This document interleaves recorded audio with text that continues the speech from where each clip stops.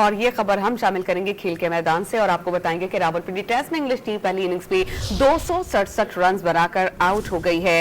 Atkinson और Jimmy Smith की 107 run की शराकत ने इंग्लैंड को मुकम्मल तबाही से बचा लिया। खाने के वक्फे तक इंग्लैंड ने 5 विकेटों पर 110 रन बनाए थे। उसके बाद बेन स्टोक्स आउट हो गए, मगर जिमी स्मिथ और एटकिंसन स्कोर 118 से 225 रन तक ले गए। एटकिंसन 39 और जिमी स्मिथ 91 रन बनाकर आउट हुए हैं। उसके बाद इंग्लैंड की पूरी टीम आउट हो चुकी है। पाकिस्तान के साजिद खान ने 6 और नोमान अली ने 3 विकेट्स हासिल की हैं।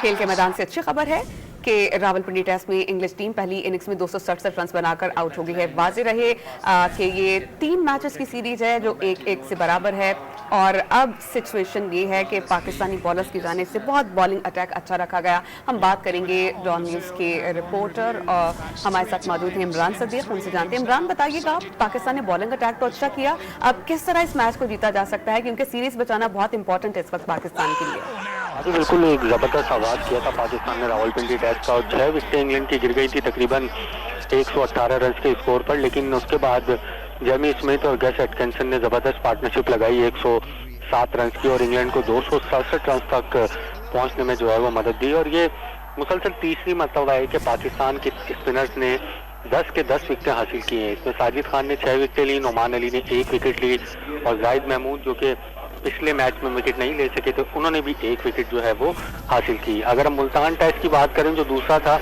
उसमें भी पाकिस्तान के इन दोनों स्पिनर्स ने 10-10 विकेटें हासिल की थी। तो इंग्लैंड को स्पिन के जाल में पाकिस्तान ने फंसाया हुआ है, लेकिन ये 267 रन इस विकेट पर अच्छे भी हो सकते हैं, क्योंकि आगे जाकर ये विकेट जो है वो मजीद स्पिन होगी तो पाकिस्तानी बैटर्स को भी रन बनाने में मुश्किलात दरपेश आ सकती हैं। जी, बहुत शुक्रिया, आप हमें अपडेट कर रहे थे।